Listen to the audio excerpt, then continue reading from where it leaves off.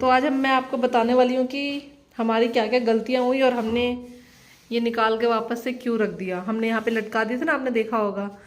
तो और button mushroom देख लो, उससे पहले हाथ नहीं लगाना उसको बेटा, हाथ नहीं लगाना, हाथ लगाने से ख़राब हो जाता है।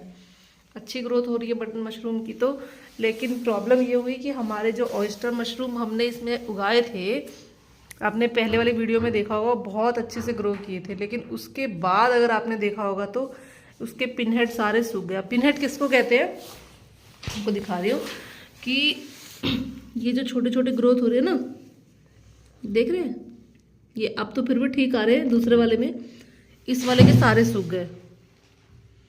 कहाँ गए? हाँ, ये देखो, इसकी जो ग्रोथ हो रही थी ना, ये सारे सूख गए। पहले ये बहुत ही अच्छा हो रहा था जब हमने दूसरे रूम में रखा था, फिर क्या हुआ, इवेंचुअली ये सूखता गया।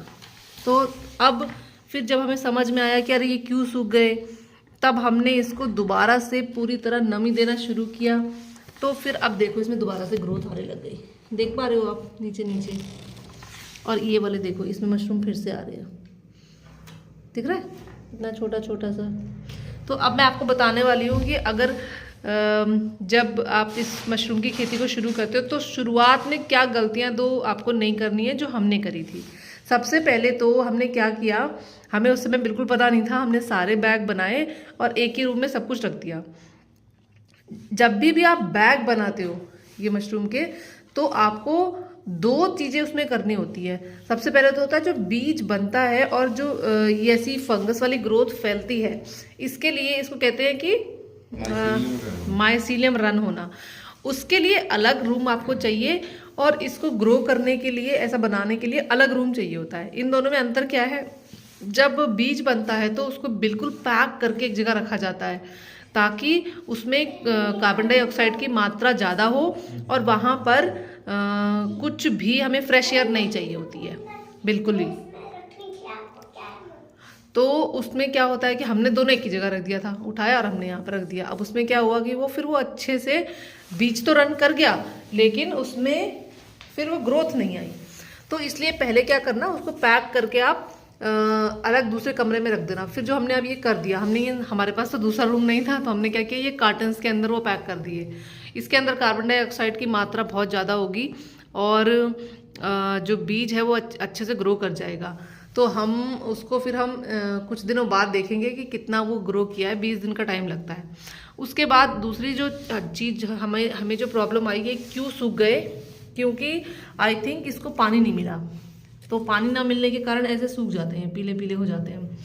तो और नमी भी शायद पूरी नहीं मिली थी।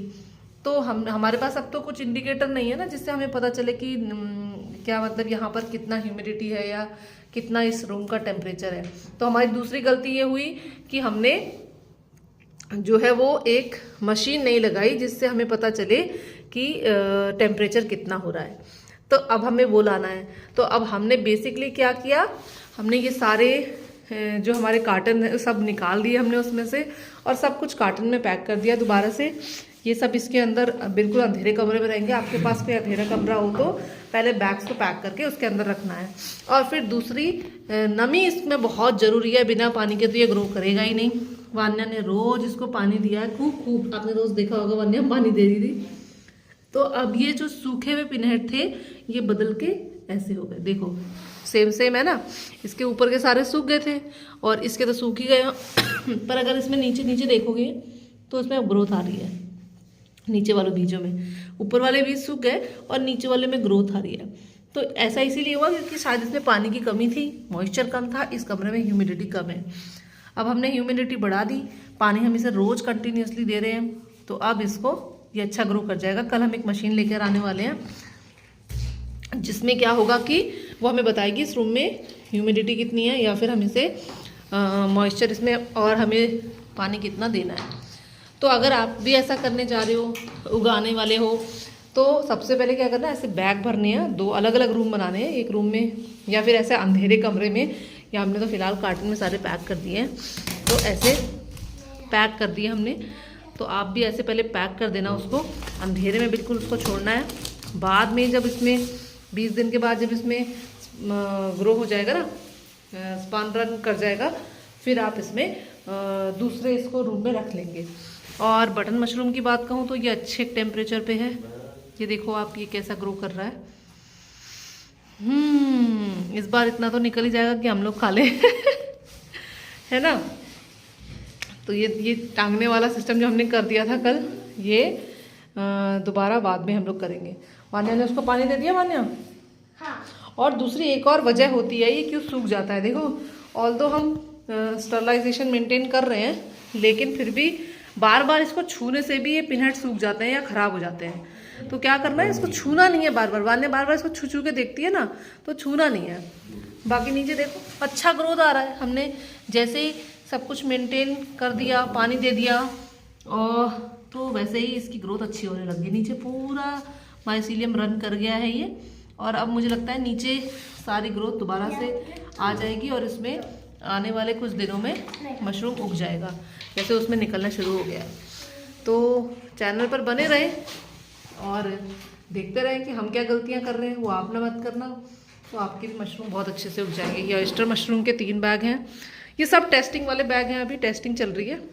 और इसके अगले वीडियो में हम दिखाएंगे कि आप शुरुआत से बिल्कुल जैसे भूसा लाना है और फिर उसको कैसे कैसे बनाना है, कितने बीज डालने हैं, इस सब के बारे में हम नेक्स्ट वीडियो बताएंगे।